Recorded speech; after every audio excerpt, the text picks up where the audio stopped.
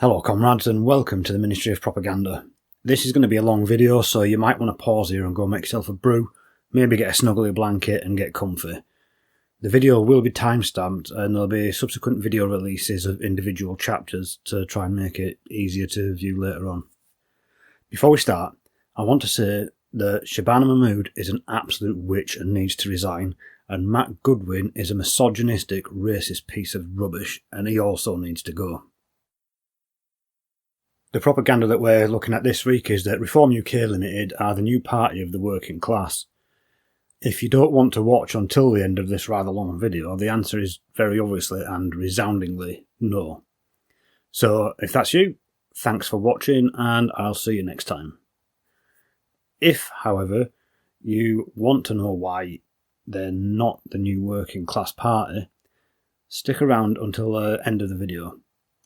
As always, there'll be links to all my sources in the description below. Before we dig into this, I want to say something that most people might disagree with, but it needs saying, as we need to change the lens through which we view politics. There are many things that, if we pay attention to, Reform voters and Green voters tacitly agree on.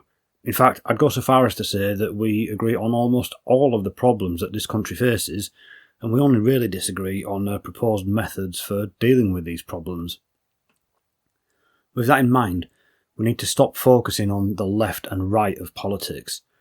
The left and right of politics don't really exist other than as a distraction designed to pit us against each other. In reality, there's only the politics that is of, for and by the people, and the politics that is against the people.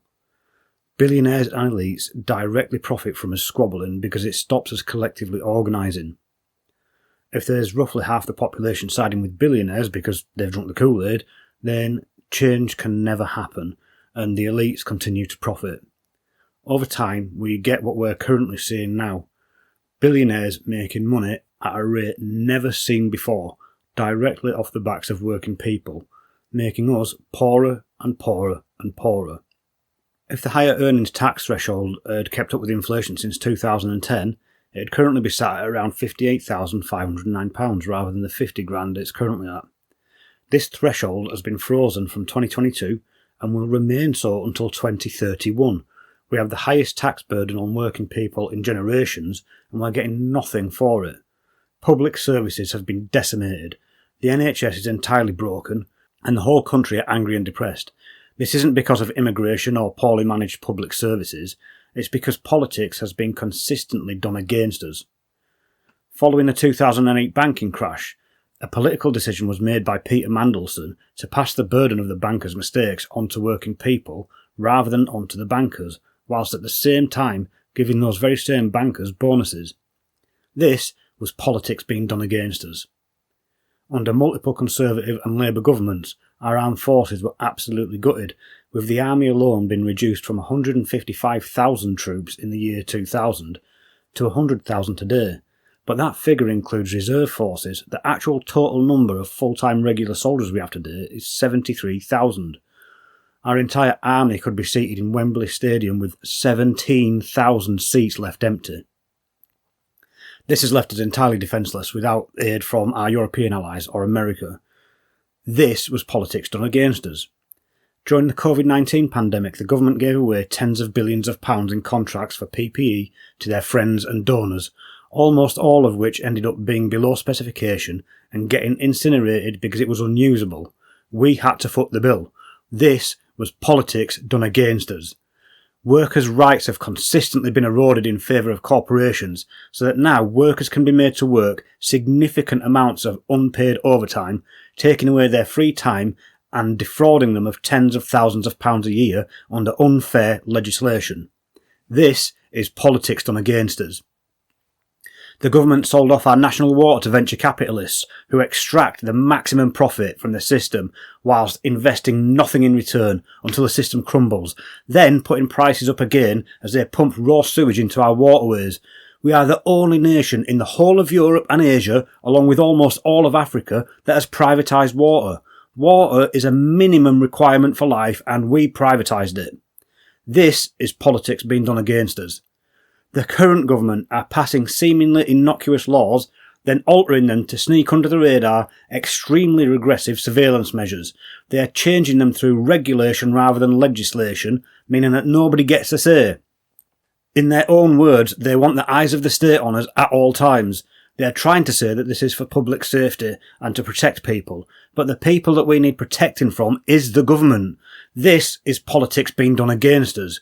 This same government has legislated against trans people and the wider LGBTQIA+ community. They have tried to go after poor, the pensioners and disabled people. They have prescribed a protest group and made it illegal for people to hold signs in support of wrongly imprisoned people. People who have been denied trials for far longer than the legal limit against their human rights and are now arresting people on the streets for this, whilst the government itself supports a genocide in Gaza.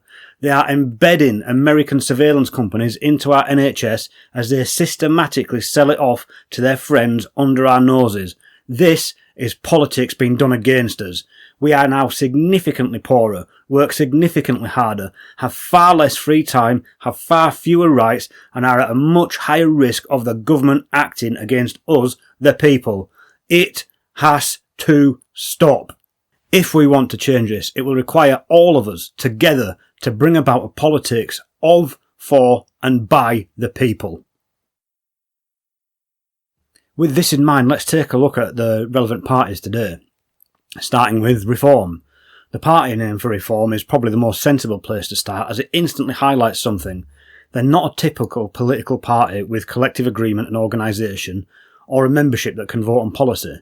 They are a limited private company with a top-down hierarchy, where the top person and their immediate confidants and consiglieres decide on policy and hand it down to everyone else. The limited suffix is carrying a lot of weight here, as this means that they do not have a party leader, they have a director and they have shareholders. It also means that if things go catastrophically wrong, the owners and shareholders are only on the hook for up to the amount that they've invested. Think about this for a second.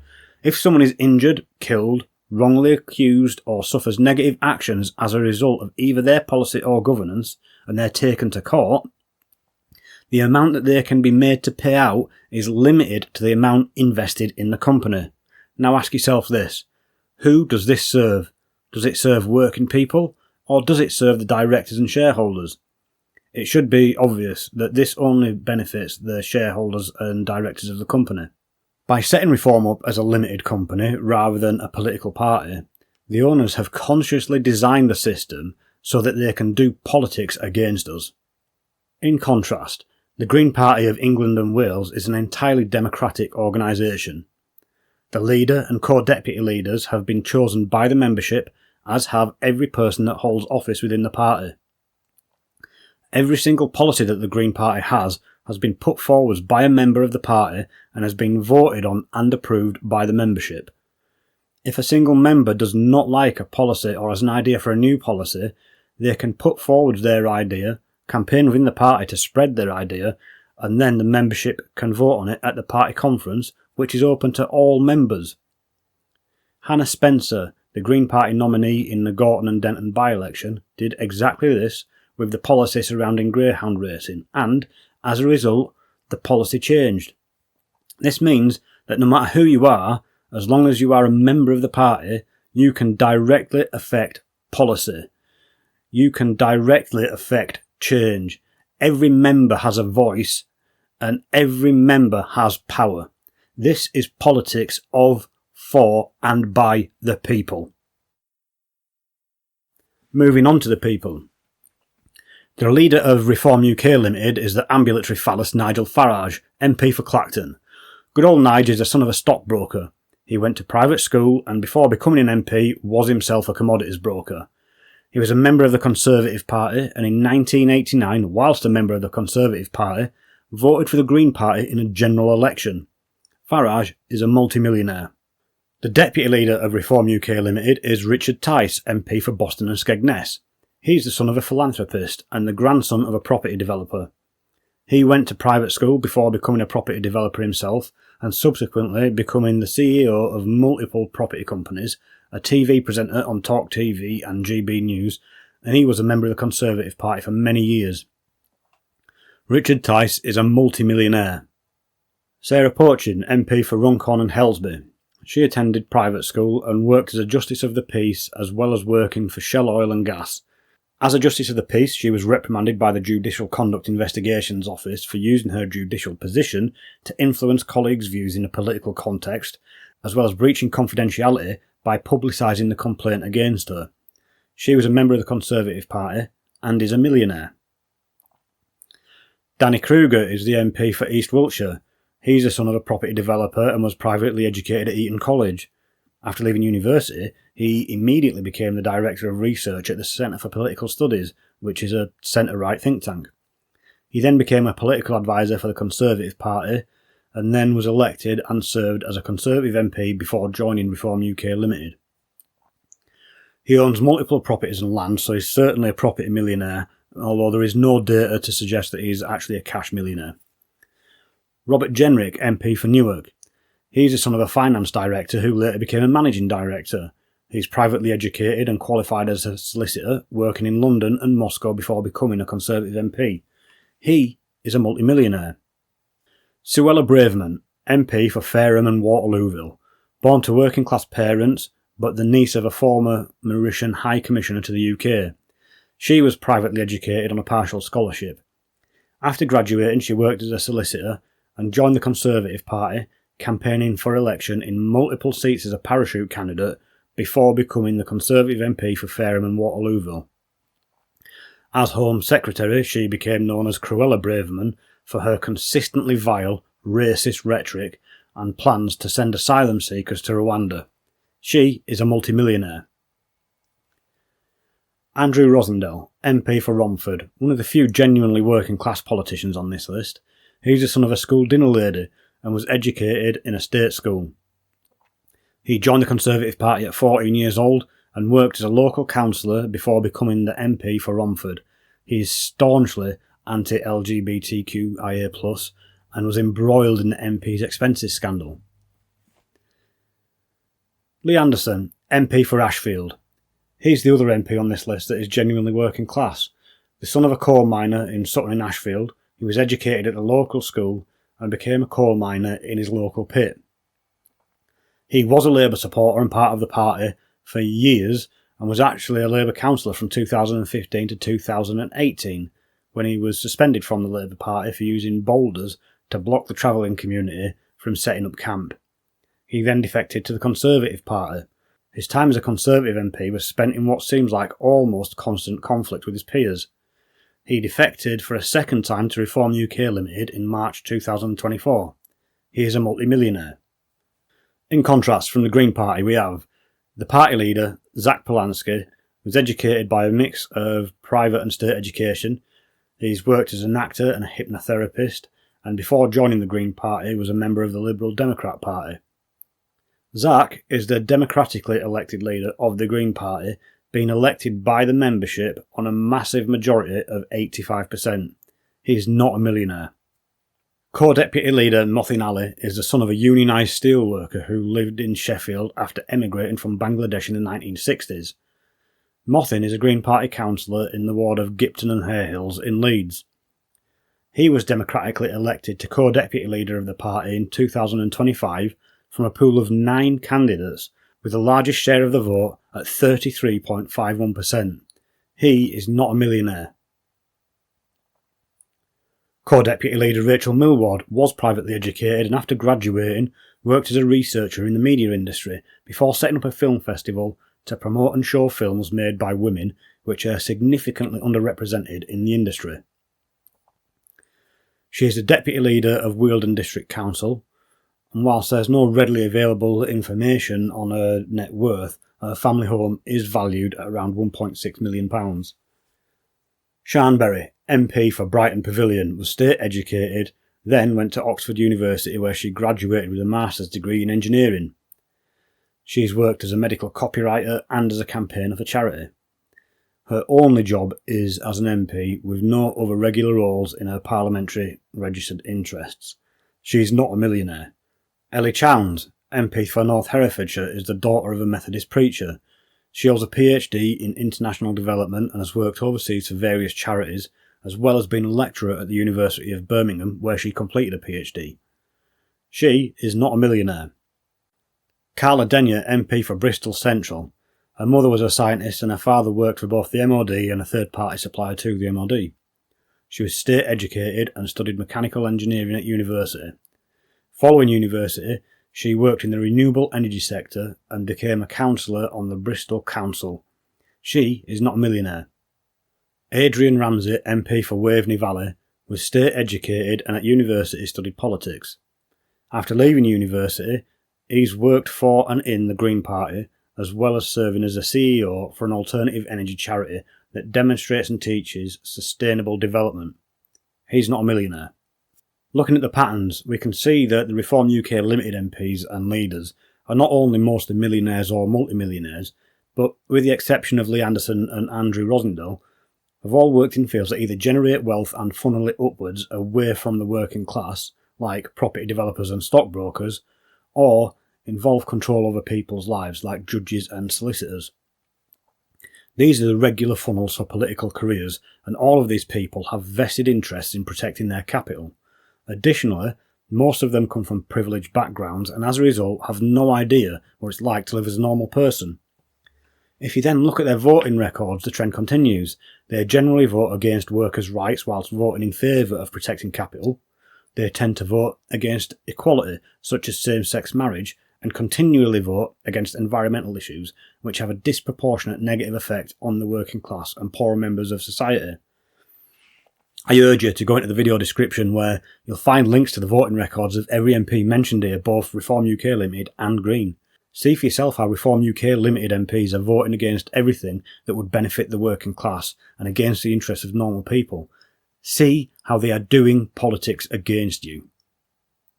In contrast, the Green MPs are a representation of broader society, mostly state educated, mostly working class backgrounds, and while some of them have had very successful careers, they've all worked in either normal jobs or in roles that directly benefit society. These roles are not particularly common in the political funnel, as they're roles that normal people do when people are from a variety of backgrounds.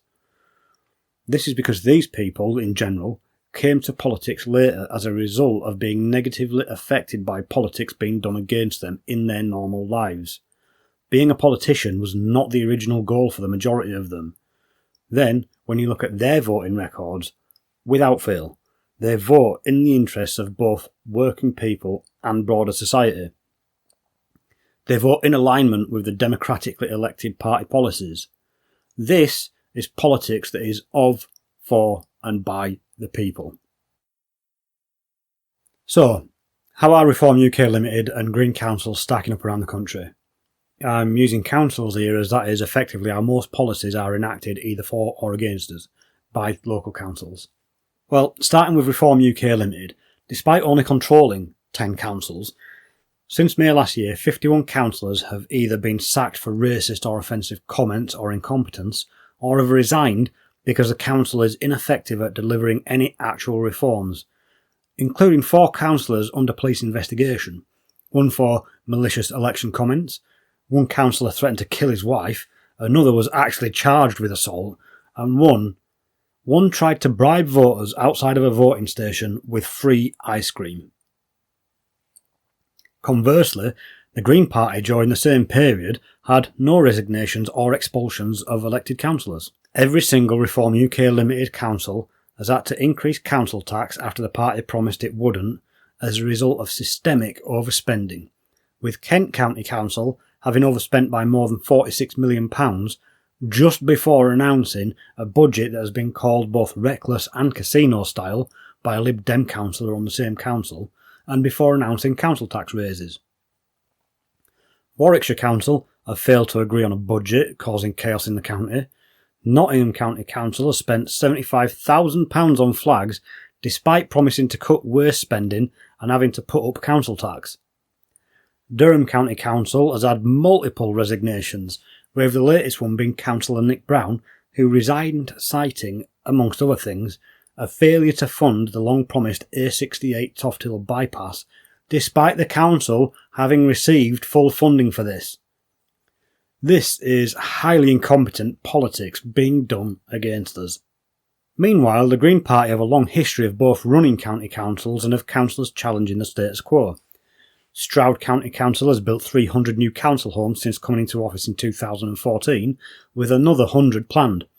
Oxford councillors campaigned for the utilisation of brownfield sites, for example old industrial sites, to build affordable zero-carbon housing. They supported the purchase of long-term vacant properties for social housing, backed by compulsory purchase orders if needed. They opposed evictions which result from cuts or delays in benefits or universal credit, and argued for the establishment of a new council-backed letting agency offering fairer rents and more secure contracts. Brighton Council have successfully secured budget amendments for more housing for adults with disabilities, more specialist housing for children in care with specialist needs, climate change planning, street improvements and more action on fly tipping, funded by charging commercial landlords whose buildings do not meet energy efficiency requirements, along with funding the local crisis prevention fund, tackling Bristol's housing crisis by creating extra rooms in existing council houses where possible. This has created more space for larger families and given foster families the space they need for extra children, and they have allocated funding to train council staff and apprentices to install low carbon and green technologies like heat pumps in housing to help tackle the climate crisis and support the growth of green jobs. This pattern is repeated across all green councils. If the council has a green majority, they achieve big.